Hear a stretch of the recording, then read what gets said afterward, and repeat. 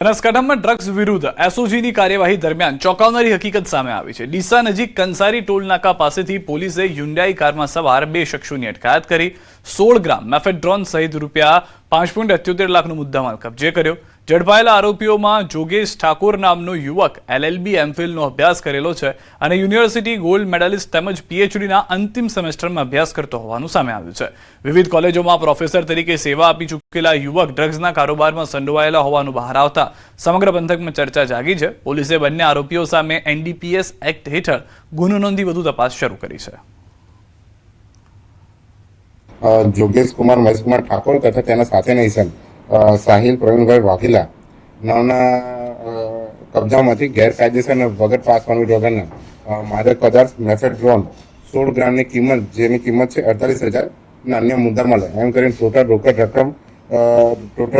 રકમ કુલ 5,78,640નો મુદ્દામાલ NDPS act હેઠળ ડીસા પોલીસ સ્ટેશનમાં નોંધવામાં આવ્યો છે। આપણે જણાવું કે આમાં જે મુખ્ય આરોપીમાં જે છે જોગેશ કુમાર મહેશ કુમાર ઠાકોર એ LLB એમફિલ જેવી ઉચ્ચ ડિગ્રીઓ ધરાવે છે અને યુનિવર્સિટીમાં ગોલ્ડ મેડલિસ્ટ પોતે છે। તેવા ઈસમને પણ હાલે પોલીસે અટકાયત કરી છે। સુરેન્દ્રનગર નજીક દુધરેજ ગામ પાસેથી પસાર થતી નર્મદા કેનાલ સમારકામના નામે 1 માસથી વધુ સમયથી બંધ રાખ્યા બાદ ફરી શરૂ કરવામાં આવી, પરંતુ કેનાલમાં ચારે બાજુ ગંદકી અને કચરાનું સામ્રાજ્ય જોવા મળતા પાણી દૂષિત બન્યું છે। આ જ કેનાલનું પાણી ધોળીધજા ડેમમાં જઈ શહેર સહિત લાખો લોકોને પૂરું પાડવામાં આવે છે, જેથી રોગચાળો ફેલાવાની ભીતિ વ્યક્ત કરવામાં આવી છે।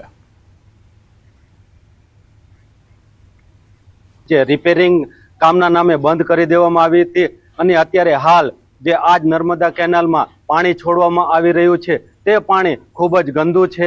સાફ સફાઈ કરવાના નામે માત્ર ને માત્ર મીઠું છે।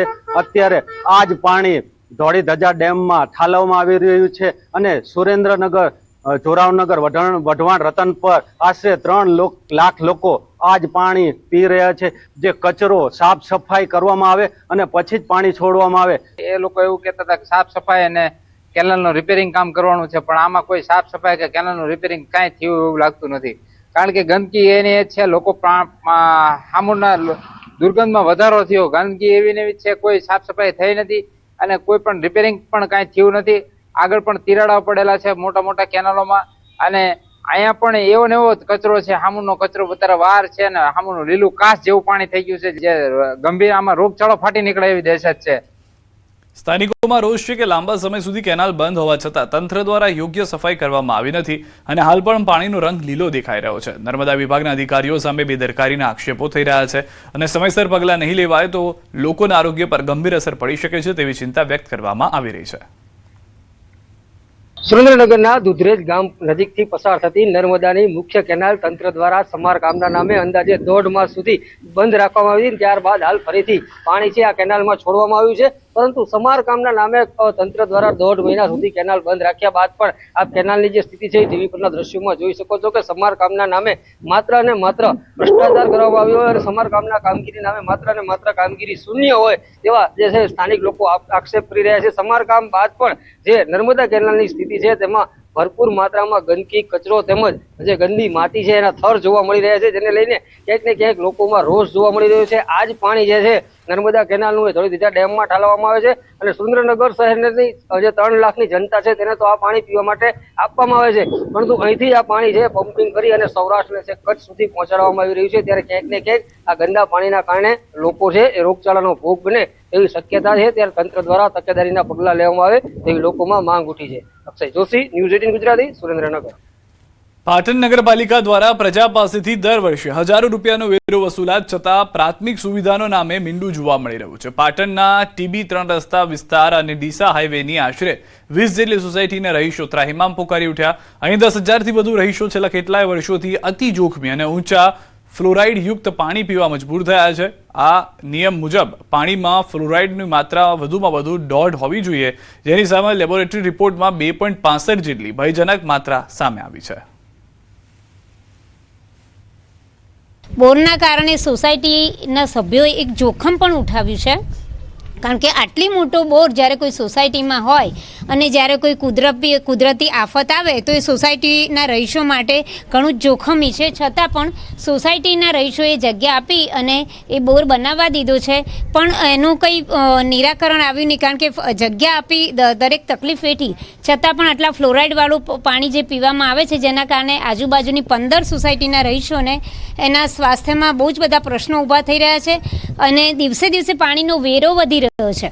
એટલે બે રીતે સોસાયટીના રહીશોને નુકસાન છે. એક તો એ વેરો વસૂલ કરે છે અને બીજું એ આ ઝેરી પાણી અમને એ દૂષિત પાણી અમને પીવા માટે આપે છે.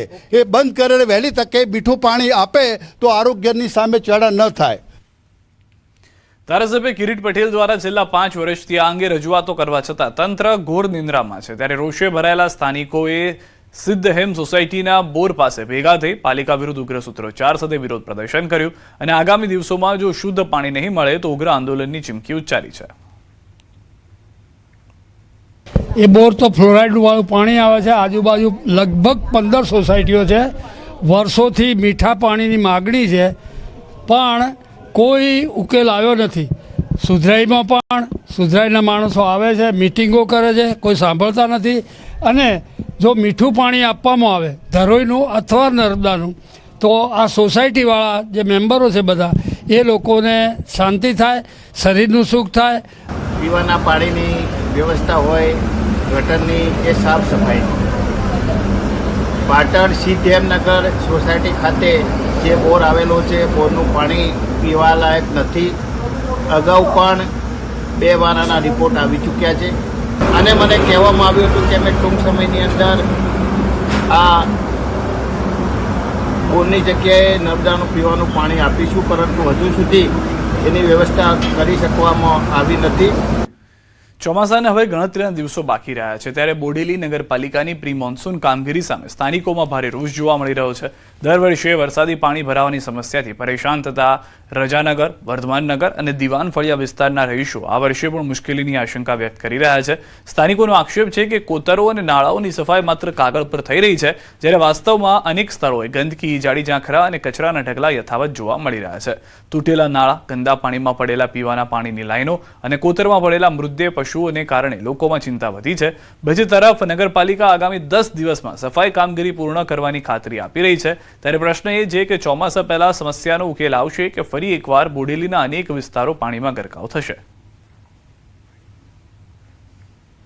બોડેલી નગરપાલિકાના વોર્ડ નંબર 6 માંથી પસાર થતી આ હરકલી કોતર જે ખૂબ જૂનો પ્રશ્ન છે અને સ્થાનિક લોકોની માંગણી છે કે જેમ કોતેડાને થોડું પહોળું કર્યું છે, ઊંડું કર્યું છે, એ મુજબ આ પાઇપલાઇન પણ સાફ કરે તો અહીંયાથી પાણી સરળતાથી ત્યાં પહોંચી જાય અને ગંદકી ના થાય, મચ્છરો ના થાય, બીજા કોઈ પ્રોબ્લેમ ઊભા ના થાય, લોકોના ઘરોમાં પાણી ના ભરાય, એ રીતનું નગરપાલિકા આયોજન કરે એવી માંગણી છે. આજથી 3-4 વર્ષ પહેલા આપણે જોયું હતું કે આજે 22 ઇંચ વરસાદ પડ્યો હતો અને આજે આખું બોડેલી તાળીમામ થઈ ગયું હતું. અમારા ઘરોમાં પાણી ભરાઈ ગયા હતા વર્ષો પછી પણ, અને આજે પણ હાલત એની એ જ છે. આજે જે પણ કામ થયા છે એનું કોઈ કામગીરી દેખાતી નથી. જો ચોમાસું આવી રહ્યું છે તો આપણે નગરપાલિકાના તમામ સભ્યોને અને ચીફ ઓફિસરને આપણી એ જ વિનંતી છે કે મોન્સૂનની કામગીરી વહેલાસર કરે અને આજે જે બી દબાણો છે કે જે બી જગ્યાએ કોતરો ભરાઈ ગયા છે કે એની પર દબાણ થયું છે હટાવી અને એનો રસ્તો સાફ કરે. એટલે એમને જે અહીં મુલાકાત લીધી હરખલી કોતરની, ભૂતકાળમાં હમણાં લીધી હતી રિસન્ટલી, ખરેખર વિઝિટ નગરપાલિકાએ ત્યાં લેવાની જરૂર છે, જેની પર લેન્ડ એન્ક્રોચ થયું છે, જે જગ્યા પરથી નિકાલ થાય છે પાણીનો, પાણી અંદર આવે છે, છેલ્લે અહીં આવે છે, એ બધી જગ્યાઓ તો નેરો થઈ ગઈ છે. ખરેખર પ્રી મોન્સૂનની કામગીરીની જરૂર અલીપુરામાં છે. હરકલી કોતરની લંબાઈ અંદાજિત 2 કિલોમીટર જેટલી છે અને ગયા વર્ષે આપણે વર્ધમાનનગર, રજાનગર, ગંગાનગર તેમજ અન્ય વિસ્તારોમાં પાણી ભરાવાનો પ્રશ્ન ઊભો થયો હતો. આ વખતે ખાસ કરીને વિશેષ સફાઈ કરવામાં આવી છે. હરકલી કોતરને 4 ભાગમાં ડિવાઈડ કરવામાં આવી છે અને 4 ભાગોમાં હિતાચી અને જેસીબીની મદદથી સારી એવી સફાઈ કરવામાં આવી છે અને હજુ પણ સફાઈ કામગીરી ચાલુ છે. તેમજ જે ભાગમાં પાઇપ નાખેલી હતી જેના કારણે પાણીનો ઘેરાવો થતો હતો એ પાઇપને પણ હટાવવામાં આવી છે અને કોતરને પહોળી કરવાનું કામ પણ હાલ પ્રગતિમાં છે.